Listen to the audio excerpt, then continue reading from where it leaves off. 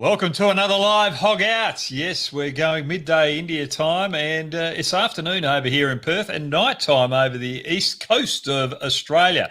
But we've got some cricket to talk about. We've got some guests to come on and ask some good questions. But we're going to have a look at the two games that happened today, and we're going to have a quick look at the game that's happening tonight, our time. That's India versus Afghanistan. Plenty to talk about there. Without further ado, let's have a quick break and then get back to Hog Out.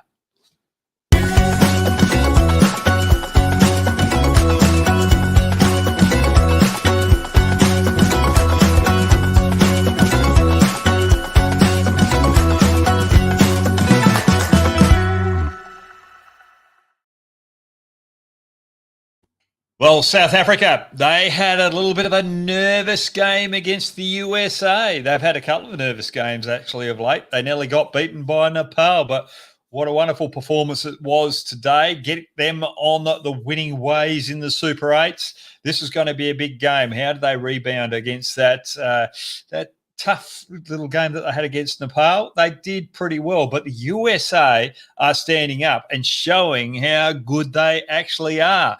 Just before we get to the two players that I want to talk about, Jasdeep Singh, he's homegrown over there in the United States, and bowling can be quite difficult at the top level. And he found that out against South Africa. He just couldn't get the right line and length, but also the variations. Sometimes when batters are coming at you, sometimes you've got to go for that Yorker a little bit earlier than later, and he just couldn't adjust at the right times. But that's a learning thing for Jasdeep Singh. I am looking forward to bigger things for him leading this USA attack moving forward. Now, the good thing for South Africa, De Kock finding form. He was the bee's knees. He got them off to an early start. In the power play, they just were lacking a little bit of momentum. Then he found a couple of boundaries off Jasdeep Singh and Ali Khan, and all of a sudden the momentum was going South Africa's way. And the USA, they've got some good batting depth. Nitish made a quick 8, but it was a good 8, getting caught out the deep on the boundary. I was a little bit upset with that because I was expecting bigger things for him, but there was one player that really stood up, and he was an ex-South African playing against a team where he's born, and that was Gauss. What a wonderful innings of 80 off 47. That was just brilliant. So I like the way that he's hitting down the ground. He also can sweep the spin. He's got a lot of talent. So Taylor, Gauss, Nish Kumar, I think it was, as well as Jones. There's a lot of depth there where there's opportunity for some of these players to play in T20 leagues around the world. And don't forget Netravaka as well, with his left arm bowling as well. So there's plenty of options for USA players moving forward, getting picked up in the T20 leagues. Right, the next game, that was West Indies versus England. And it was a great win by England. The West Indies just lost a little bit of momentum with their batting. And one thing that I'm worried about the West Indies is they've got plenty of depth with their batting, but their options with the ball are limited. I think they could go in with a few more frontline bowlers, and they've got a bit of an injury out the top, and that's King, the explosive King. So how are they going to balance their team up moving forward? Are they going to bring in another bowler or another batter to cover King's injury there? But England, the good thing about them, Phil Salt, dominating. He was born over there in the West Indies, or spent some time, should I say, over in the West Indies. He wasn't born there. But he was just absolutely magnificent. 87 off 47 deliveries. I just love the way that he powers along. He really takes the game on out every moment. So he was crucial today. And the other player that really stepped up is Johnny Bairstow, going further up the order now, 48 off 26. Staying calm, collect, and just finishing the job off for England. So England right now are starting to find a little bit of momentum. And I like Topley in there, the left arm tall quick, and Rashid Khan getting some big turn with his leg spinners as well. And then they've got Jofra Archer and Wood with the extra pace, and then Sam Curran with those slower deliveries. and then the Ali as well as Livingston with spin. So they've got some good balance in their bowling department and batting department. They are going to be hard to beat for the rest of the Super 8s. So watch out for England. Here they come. But the game that we want to talk about tonight or this afternoon is India versus Afghanistan. Now, this is going to be a little bit of a worry for the Indian team. They've been playing over there in New York. They went to Florida, didn't get a game there, and all of a sudden they're playing in Bridgetown tonight. And yes, there's a little bit of pace there. It's going to be good for quicks, but spin can control the game as well. Early on, the early on games there, we saw a little bit of spin. So Noor and Rashid Khan are going to have to be on their game against the quality batting lineup of India. We've got Rohit Sharma there, Virat Kohli, Surya Kumar Yadav, but the two players that I'm worried about against these two spin bowlers, this is for Afghanistan's worries, is Pant and Dubey. Two left-handed batsmen with the ball spinning in. Rashid Khan likes to bowl those leggies, but goes to the wrong-uns with the spin. And with those wrong-uns, he doesn't get as much turn. And that can be good for Pant as well as Dubey. And Noor, he's not a big turner of his left-arm leg spin. He likes to go to those wrong-uns. And that's where both of those left-handed batsmen can really capitalise on these two spinners. And then we've got some spin options for India. Now we've got Jadeja and Axar Patel against the top order of Afghanistan. Now this is a good matchup. The ball turning away from the right-handers, and the odd one's going to turn. The odd one's going to go straight. So it's going to be very difficult for the Afghanistan batsmen to face these two off-spinners. The other option that they've got is Kuldeep Yadav to come in as well if they want to go with three spinners, two frontline quicks, and the all-rounder Hardik Pandya. So they've got plenty of options there, but this is a good matchup. Two off spinners that bowl slightly different. Axar Patel a little bit higher than Jadeja. Jadeja a little bit quicker as well. So they're going to trouble the Afghanistan batsmen. They've got to be on their game. Now, the Afghanistan pace attack, when they're in the power play overs, they've got to be right on the money. I've got Nabi in that little photo as well because he's going to be bowling in the power play.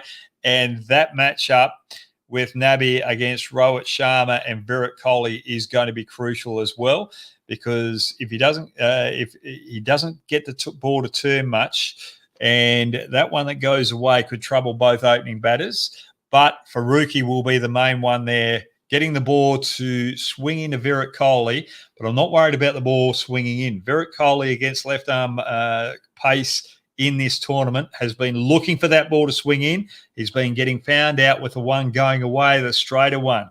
So how's Rohit Sharma going to rectify that with Farooqi today?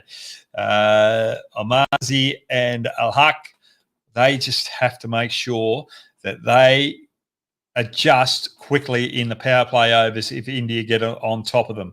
They just can't be bowling pace on. They've got to go for Yorkers. They've got to go for wider Yorkers as well and slow it up as well with change-ups. So the Afghanistan bowlers have to rebound from the fixture that they had last time where they got a little bit of tap in the power play overs. Let's just chuff over to the Indian fast bowlers. And who have we got here? Are they going to go with Siraj or are they going to go with Kuldeep Yadav? But Arshdeep Singh against the right-handers of the Afghanistan opening batters is going to be crucial.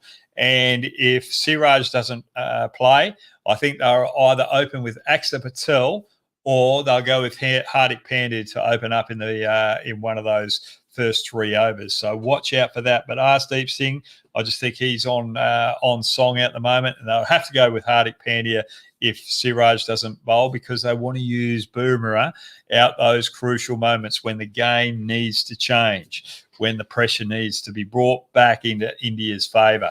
Now, have we got any more talking points there, AK, before we move on to our special guests? Any more pitches? No, we haven't. We've got the special guests coming on now. Just as they're coming on and above, I am really surprised by the exclusion of Will Jack. Now, and above, that is a good question there. But I just think with the talent, Sam Curran in your team, down the lower order, left-handed bat, seam option, Livingston down that lower order gives them more options as well. For me, right arm spin against a majority, a long batting lineup of right-handers. I just don't think Jax fits in that England team right now. But that is a good question and a good statement as well. Very good statement. Now, Anuj, how are you? Yeah, I'm fine, Brad. How are you? I'm going very well. You're from New Delhi? Yes, I'm from New Delhi, India. Yep. Is it hot there now? What? Come again? Is it hot? Yeah, Hot? it's very Yep. hot. I mean, it's 45 degree. 45 degrees. Right. Yeah. Can you bring some of that to Perth because it's a little cold here? And now we've got Definitely in Anupam. December I'll do. Yep. Oh, December, you're coming over for the test series. Probably. Yeah, that's good. Now, Anuj is a writer. Writes for. He was with the India Times, I think it was, wasn't it? So you PNI. report on sports. Yep. So freelance now. Anupam, how are you going? I'm going really good, sir. That's good.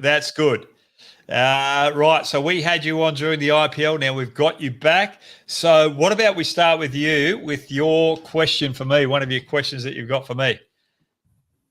So my first question, let's start with the morning game over in India, the West Indies-England game. I watched it and we saw the West Indies batting. I have a stat. They played around 51 dot balls in their innings. So which means around they played nine maiden overs, we can assume. So what kind of a approach they were batting? It's like they were just going to smack it around, live by the sword, die by the sword. So shouldn't have gone for some singles or take some twos. What are your thoughts on this? So we're talking about the West Indies here. For me, they want to play that power game. They're not worried about singles and twos.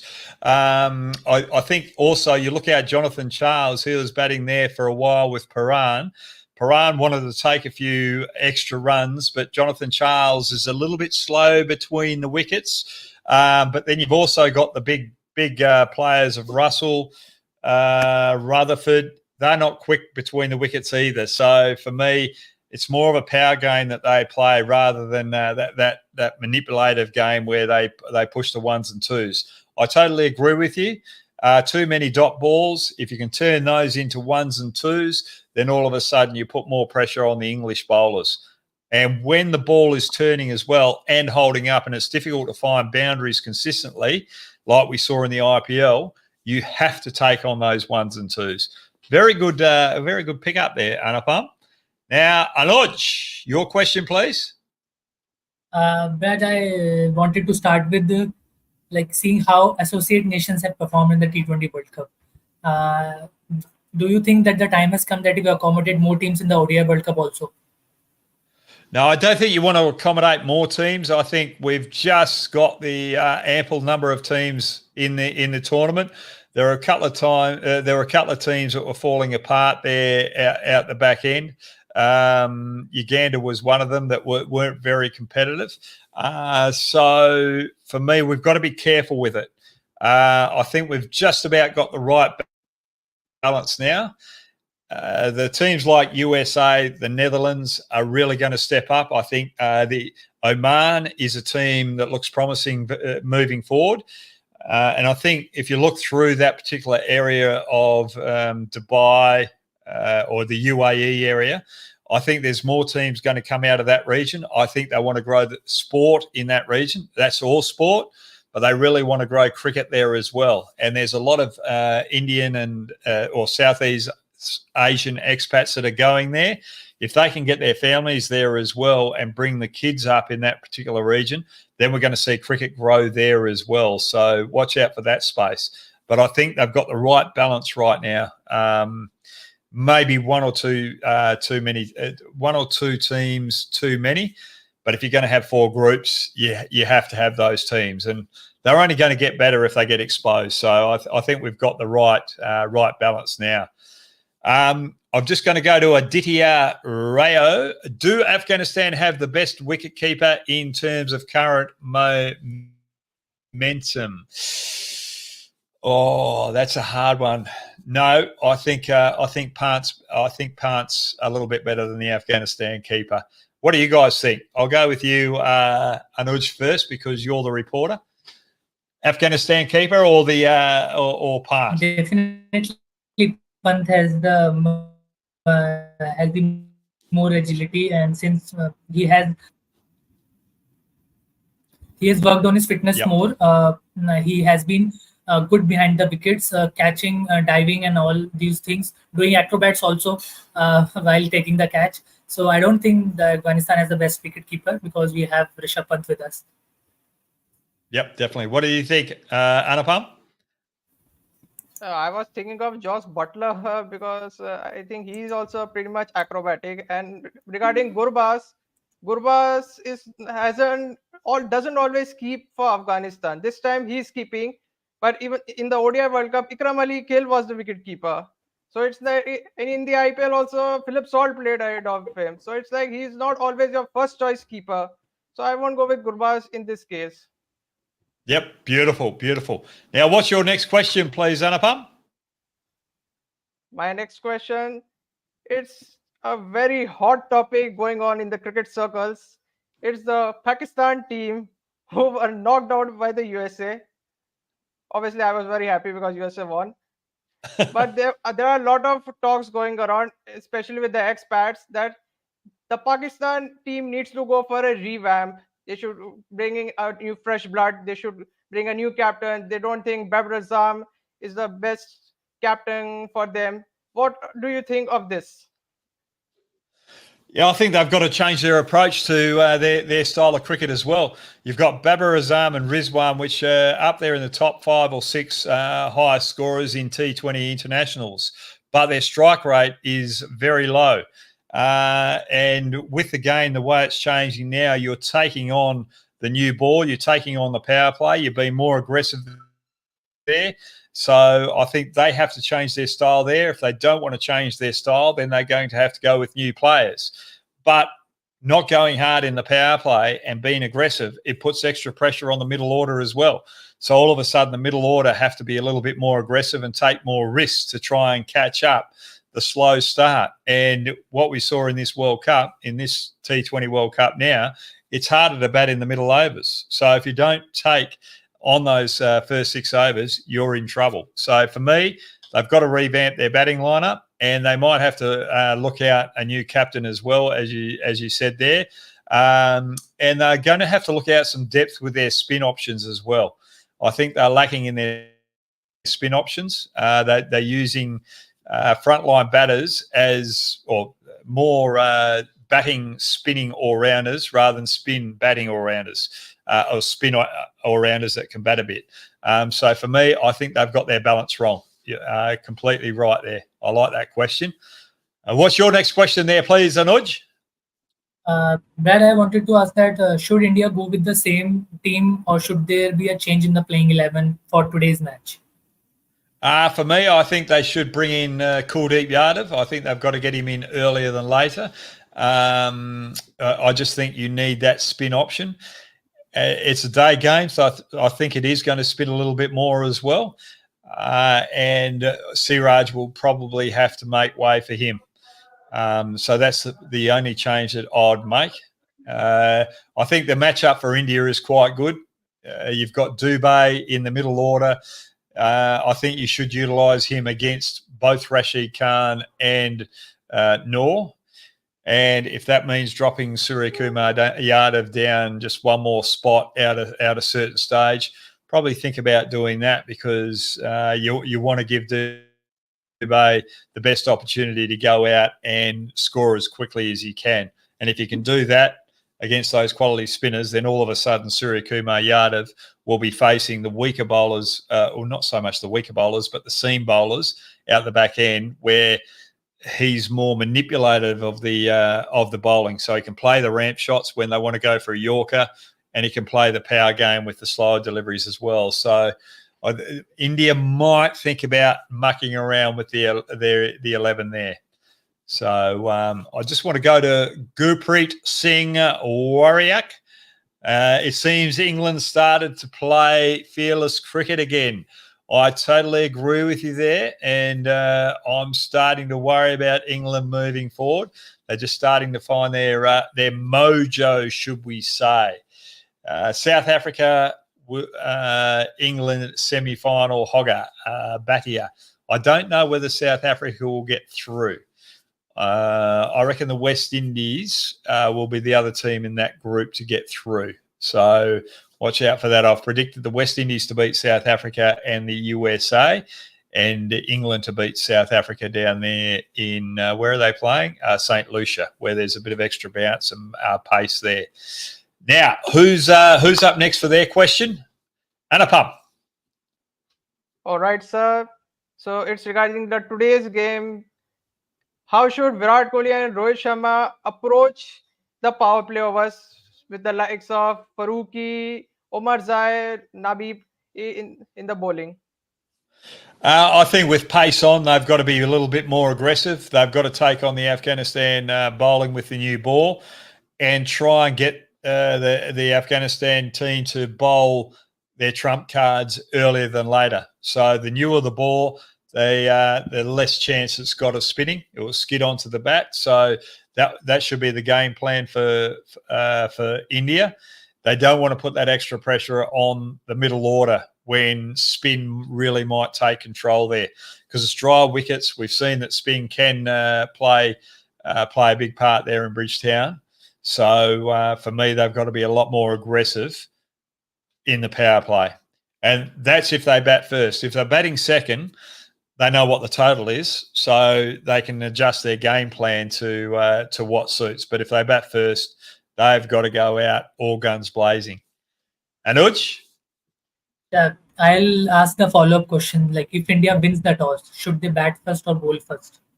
If I'm playing against Afghanistan, I'd bat first and put on as many runs as possible. So it's a morning game. As the day goes on, it's going to get drier.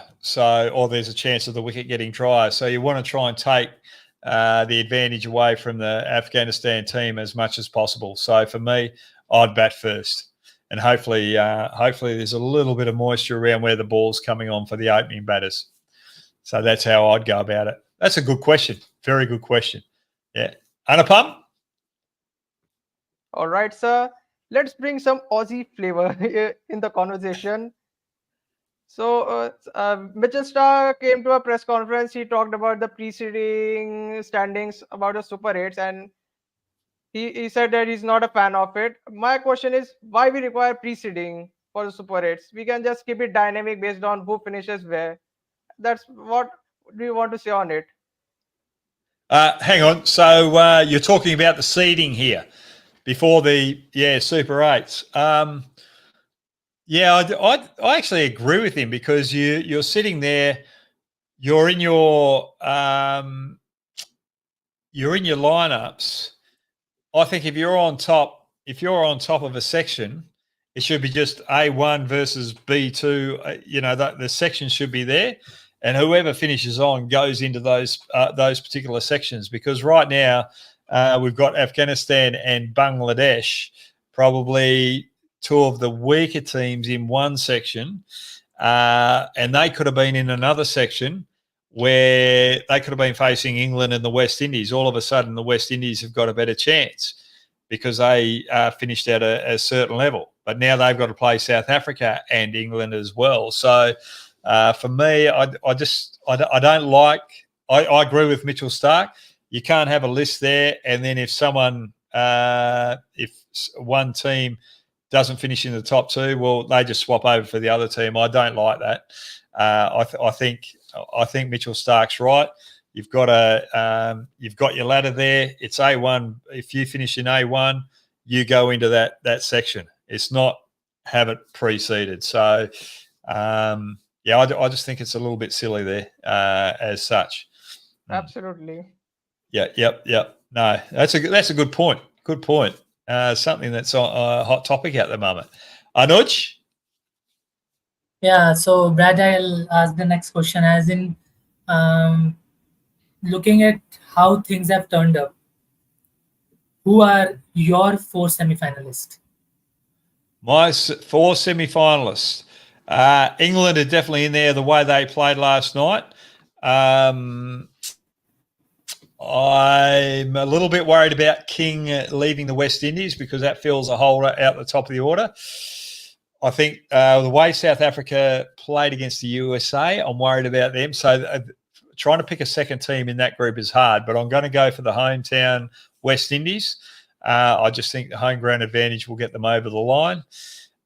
In the other group, I think India will definitely go through.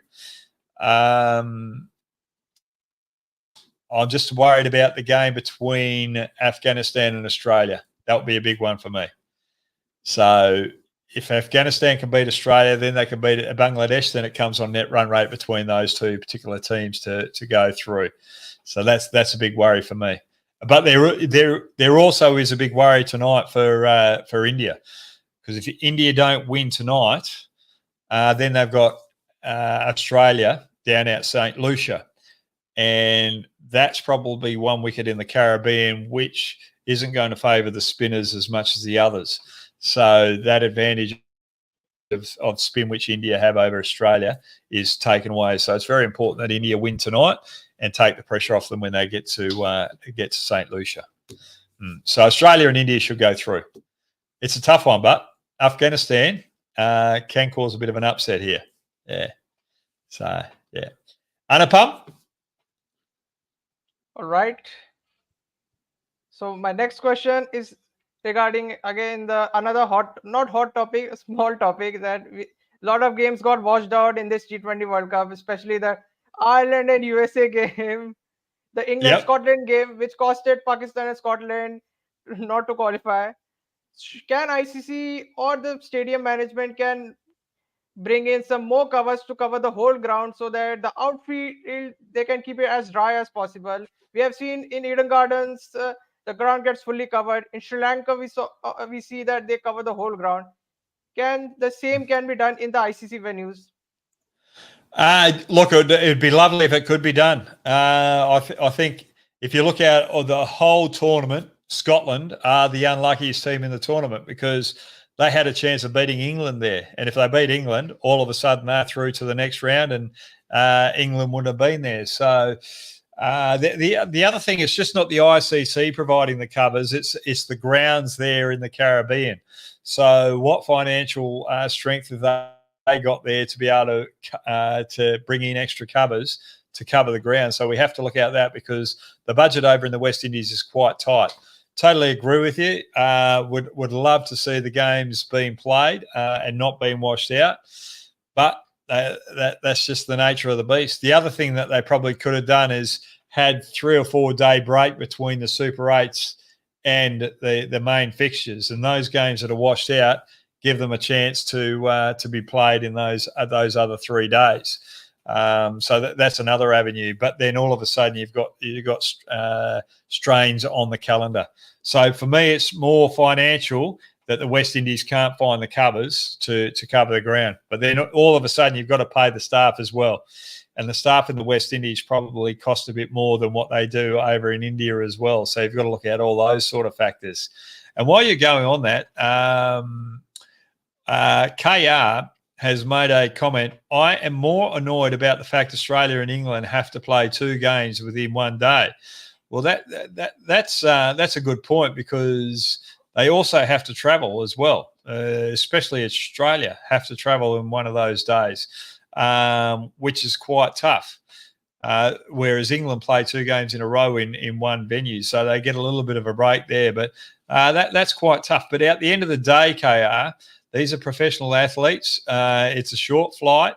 It's a T20 match. They'll know what the fixtures are, and they'll have to prepare accordingly. And they're not the only team that are going through those tough travel arrangements. I'll quickly go to Gurpreet Singh.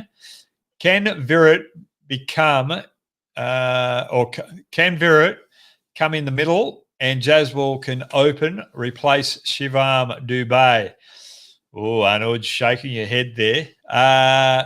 Look, Gurpreet, I'd like to see Jaswal get a go, but I just don't think he is right for the picking at the moment. Although he made a few runs for Rajasthan Royals, I just think over here in the West Indies, his technique's not quite right. What I mean by that, during the IPL, he was trying to overhit the ball. He wasn't in the balance that we saw the Test series before the IPL started.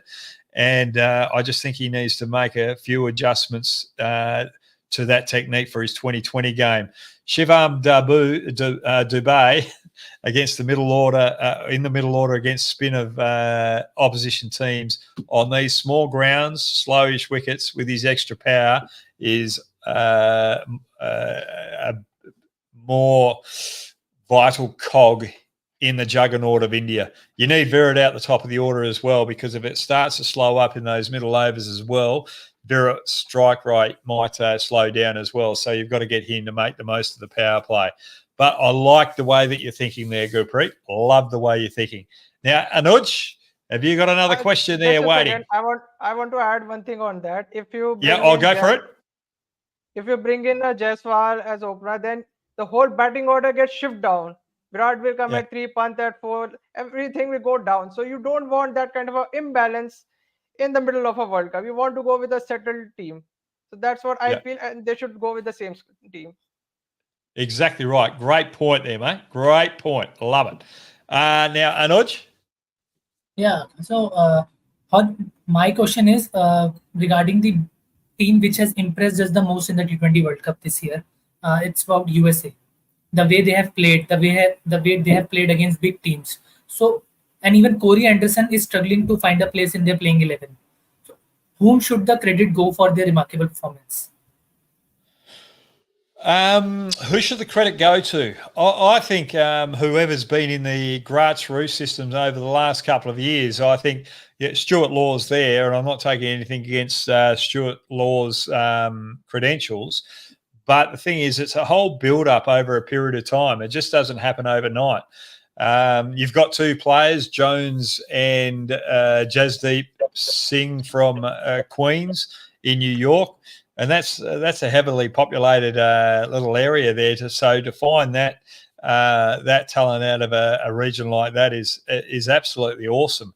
And trying to pull players from all over America and put them together, I think it's an outstanding effort.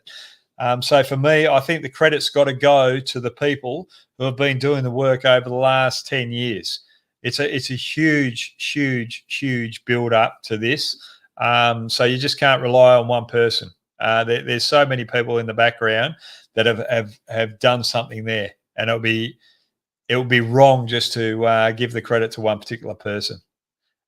So yeah, I think New Zealand have to have a bit of credit as well, because they're one of the first instigators to go there.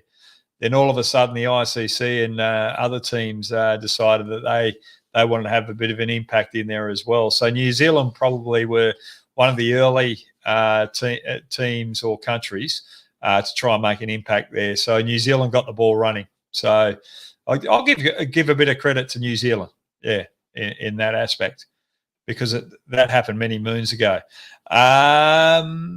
Where are we now? Austin Dakuna, he's back. Hey, Hoggy, what are your thoughts on Gambia becoming India's next head coach? Do you see Rishabh Pant being India's next all-format captain? Oh, Rishabh Pant being India's next all-format captain. I don't think you're going to have an all-format captain for India. I think you're going to have a few chops and changes there. And I think it's a good way to have it, because there's just so much pressure to be a captain of all three teams. And that's why Rohit Sharma wasn't captain of the Mumbai Indians this year, because there's just too much pressure on him and too much of a workload. What are my thoughts about Gambia being India's next head coach? I thought he did a really good job as a mentor with KKR, but there are other coaching staff there as well. He's got a good head on his shoulders. He's calm, collect. He's very thorough with where he wants the team to go, having played under him at KKR. I think he'll be an awesome appointment for India as the next head coach. He doesn't muck around, and he expects you to do the right thing. If you're not doing the right thing, he'll pull you into line. He's willing to pull the punches, but he's also willing to let you relax as well and play your game. So I think he'll be perfect as India's next head coach. I can't see anyone else being better than him. Rightio. Who are we up to next? Who's got the next question? Anupam. All right, sir. So my thought is that this World Cup, we saw a lot of associate nations troubling the test playing nations like the USA, the Nepal, or other teams, Scotland. In future or after the World Cup, can the test playing nations think of having a series against them like the Australia did with Scotland? If not, they send their B team or C team, like maybe say India A playing against Namibia, or even we can do that a Bengal state team playing against Nepal. Can we do something like that to have some kind of experience to those teams? Because it's not good that they will play regional qualifiers and then we can expect them to play against the big teams. Yeah, no, totally agree with you. The only thing with that is logistics and cost. So if Nepal come to Australia, who's going to house them? Who covers those costs? If Australia goes to Nepal, who covers those costs? So they're the things that you've got to look at. I think if Australia or another nation go to India to play in a series, they can pop up to Nepal and probably play a one-off T20 there. So on a journey across, if you're popping into or past a country, pop in there and play a game or two. That would be a great option. It would be lovely to be able to do that. Though I think some of these nations, associate nations, if they were playing in Australia, I don't think they would have had the same results as what they did over in the wickets that we've seen in the Caribbean and the USA.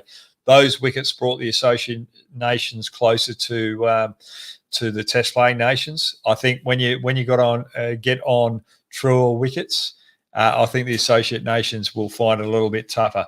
And those wickets with a little bit more pace as well, I'd be fearing for at least three batters in the top order of those associate nations. I don't think they would have faced it enough to be able to handle those quicker conditions. So for me, they've got to be exposed a little bit more. Totally agree with you. So 8 teams is probably the best one to send over, or a third team as well. Maybe a third team going over there will be good enough quality for the associate nations to really adjust and learn. Good point. I love it. We've got to do something. We've got to find the resources for it. There should be no excuses. If we're going to have them in the T20 World Cup, we've got to make sure that we give them opportunities to improve and grow, and to make sure that they're more game aware and more battle hardened the next time that they play against the test playing nations. Very good point there, Anupam. Anuj. Brad, my next question will be, there is another match today, which is Australia versus Bangladesh. And do you think the Australia will strategically plan something special to tackle the spin attack? I think they'll just go hard. I think they'll use it. Well, they'll be playing serious cricket, but I think the spin of Bangladesh, I don't think it's going to be as big a trouble as Afghanistan and India. I think they'll be able to cope. I'm actually glad that they're playing Bangladesh first rather than Afghanistan and India, because they can strategize a little bit more. I think with Bangladesh, their top 4 are going to struggle against our pace attack and probably middle order. I think we'll be able to bowl them out cheaply, but we'll be able to expose our batters to tough conditions with spin, and hopefully that arises as we come through with a win. And those players that really haven't excelled against spin get that practice before we play the bigger nations. So for me, it's a good matchup that we're playing them. But I think Rashid, the leg spinner, I don't think he's as accurate as the Rashid from England. I got that right, didn't I? And I think the off spinners, probably won't trouble the Australian batsmen as much as the off spinners from India as well. So for me, I think Australia should have a pretty easy task against Bangladesh tonight. That's a good point. I like it. And now that I've said that, I'm starting to get nervous because I sound a bit confident. And then just yep. And just I one more believe thing, that- Australia Go were for a little sloppy in the field also against Scotland. So this is the one thing that we don't expect from Australia. So what do you think was the prime reason for it? The prime reason is probably they'd already won. They've already gone through to the Super 8s. And I just thought they were probably a little bit lackadaisy with it. I thought they weren't as switched on as what they should have been. But you'll see a different Australia in the field when it comes to time against Bangladesh and India and Afghanistan. They'll be right on the money now. And, yeah, these things happen. They dropped too many catches in that particular game, and they were easy catches as well. And you don't want to be dropping them. So for me, they would have been working on it. They would have addressed it. And watch out Bangladesh tonight because they're coming back harder, stronger, and better as well. Okay, Anupam, you got one more question there? I have a question, and before that, I want to add on to that. The Bangladesh today's performance will depend on how their senior players bat, because this is a team that if we go to 2014 also, Shakib, Mahmudullah, Mushfiqar, these are the big senior guys they have always lined on, and even today they are still dependent on them in the batting. That if they score, then we have a chance of winning or a chance of putting a high score. So I think this is a big problem in Bangladesh. So even if you're after 10 years you're reliant on them, so it means that in the domestic infrastructure there is hardly any improvement, because you're not getting those dependable batters who can replace them and give up a big fight. So I think the Shakib and Mahmudullah's performance will be looked after, and that will decide how Bangladesh will play today. Exactly right. I agree with you. The improvement of Bangladesh has been disappointing, and the conditions here as well probably favour Bangladesh than other teams. So yeah, it's a little bit disappointing that they haven't stood up. Well, we'll see what they do tonight, but they should be going in there thinking, right, we can beat Australia. These conditions are conducive to us. They're giving us a good opportunity here. Let's go and make the most of it. So I enjoy what you said there. Just quickly, Satwant Singh. Hi, mate. Who do you think have the better quality spinners, India or Afghanistan? Now, that's a tough one. For me, I think Afghanistan probably have better wicket-taking options. But then you've got Axar Patel and Jadeja with the bat and their tardiness, should I say, their economy. Probably I'd rather have the Indian spinners in my team because they give batting depth, but they also add pressure with tight bowling. But if you put Kuldeep Yadav in that with the Indian lineup, then the Indian bowlers would have better balance. So that's where I'd see that one.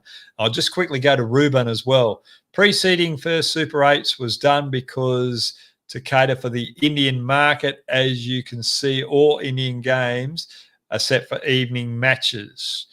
Yes, you are right there, Ruben, and we can't knock that back, actually. Although I'm not happy with it, you've got to cater for where the biggest market is, and that is in India. So, Ruben, that is a very, very good point. Well done to you, mate. Well done to you. That's 5 stars. Now, who's up? Anuj, you've got the next question?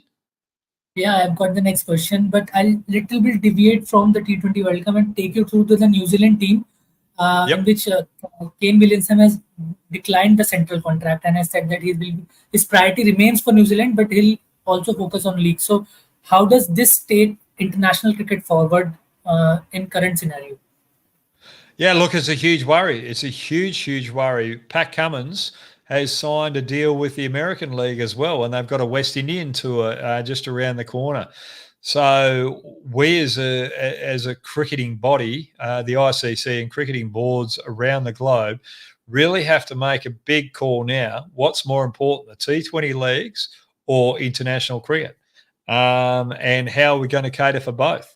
Where do they all fit? I don't think we understand where it is. And Kane Williamson making that call is going to be tough for New Zealand moving forward, because when it comes to Test cricket, he's the mainstay of that batting lineup. And if there's a T20 tournament around the globe where he's going to be getting paid big bucks, a lot more than what he would with that Test series that he'd be playing for New Zealand, well, where does he make the call? If he goes and plays a T20 league, all of a sudden the batting lineup of New Zealand is disrupted. And then the next series happens, he's available. Do New Zealand have him back in there and take out the contender that was there before? The way I'd do it is I'd keep that particular player there and give him as much opportunity to grow as possible. Because once you make that choice, you're not fully committed to your nation. And that's the frustrating thing with it as well, is when you're involved in a team sport, when you're involved in your work, when you're involved in something, as a playing organisation, as a business, you're picking players on future potential. You build that potential, then all of a sudden you lose it to other forms. So, it's about creating a good culture. If you build a good culture, but T20 cricket allows you to go and play, and your country allows you to go and play these T20 leagues ahead of your nation, all of a sudden you're disrupting your culture that you've built, which is frustrating. And the other thing is, and look, players can do what they want. I think, you look at someone like Pat Cummins. Fast bowlers are very important to your setup. Now, with Australia, there was a couple of year period where he was out, but still getting good pay from Cricket Australia to make sure he's right for the longevity of his career. Then all of a sudden he's doing really well.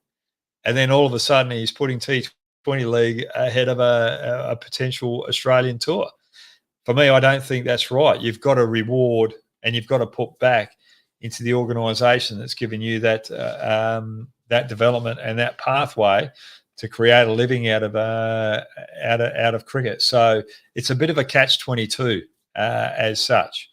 Someone like Mitchell Starc, with him putting Australian cricket first for so long, if he pulls out of international cricket now and puts T20 cricket first, I don't mind that, because he's given longevity to Australian cricket. He's been there for a long period of time. He's played a heap of games. But the other way around, when you're a captain for your country, that's both Kane and Pat Cummins, you put your country first, not T20 leagues. That's not having a go at Pat. It's just it's trying to paint a picture of the bigger scenario, the bigger scene. Because you're sitting there, you look at all these kids. So the IPL is one tournament where everyone can go and play, but then you've got all these other T20 leagues. So you put all your eggs into these kids, you develop them, and then all of a sudden they're not playing for their nation, they're playing T20 leagues. You've just wasted your investment. So that's where it's tough. It's a good one, that one. That's a good question. I guess this question made you emotional, I guess. It does. It does. Because at the end of the day, you play cricket to be with a team. You play cricket to be with a family. And there's only a small window that you have those opportunities to do it. And you try and build a team together. But when people are in and out, it's so difficult to keep that harmony and keep that momentum going through. There's too many distractions there. And I'll go back when I first started playing, we didn't have contracts. Then when contracts came in, all of a sudden there's more money there. And there was a little bit of a disruption with team harmony through that particular period. It took a while for everything to settle down because everyone was worried, or, people were worried about what other people were getting rather than just being grateful that they're playing for their country or their state. So, yeah, it's a tough one, and there's no right or wrong answer to it. There is no right or wrong answer. The only thing we can do is sit down and go, right, how can we support international cricket, T20 leagues, and try and bring associate nations through? There are so many there's so many obstacles and so many hands that are all trying to get a piece of the pie, which is making it very difficult to have the game move forward in a sustainable fashion where international cricket still is out the forefront. Yeah, we've got to make some big decisions. That's a good question. And we could have a debate about that. We could really have a long debate about it. It's a good one, yeah. Anupam. Yes, last question each. All right, sir. So let's wrap up with the American cricket. The main agenda of this T20 World Cup was to hit that American market. And with the US's performance currently, where do you see American cricket going forward now? And the other question is, can we see some of the Indians playing in the IPL as overseas players? You should be able to because they have USA citizenship now. So I think they could play in the IPL as overseas players. They couldn't play as Indian players. Once they play as an Indian player, they can't go back and play for the USA, I think. That might be the rule. So that's a good one. And the USA, you've just brought up a great point there. The USA is a market that we've got to hit. The USA is a market where we've got to take cricket now that we've made a bit of an impact on their soil with the USA doing so well as a team. All of a sudden, more players, and Pat Cummins signed there to go to the American League, they'll want more big names to go there to promote the game and to try and give a good spectacle. All of a sudden, that puts extra pressure on international resources as well. That puts extra pressure on calendars. That puts extra pressure on all teams around the nation. So right now, I think the powers to be have to sit down and go, right, India, America are probably our biggest markets in the future. We've got to take the game there. The other T20 leagues, how important are they? Do we put international cricket in front of them, or do we allow to keep going where we are now? Or do we have to change up our calendar? These questions have to be asked, and they have to be asked urgently, and it's got to be sorted out quicker than later. So the USA, with their performances now, have really put a spanner in the works because the momentum's there. You've got to capitalise on it because it's such a big market. Yeah, good point. Anuj? Brad, last question will be regarding you and us. Whom do you feel is the favorite for the India and Australia match in Group 1? I favour Australia. We're playing at where are we playing that one? 24 July. June. Yeah, we're playing at St. Lucia. I favour Australia down there at St. Lucia.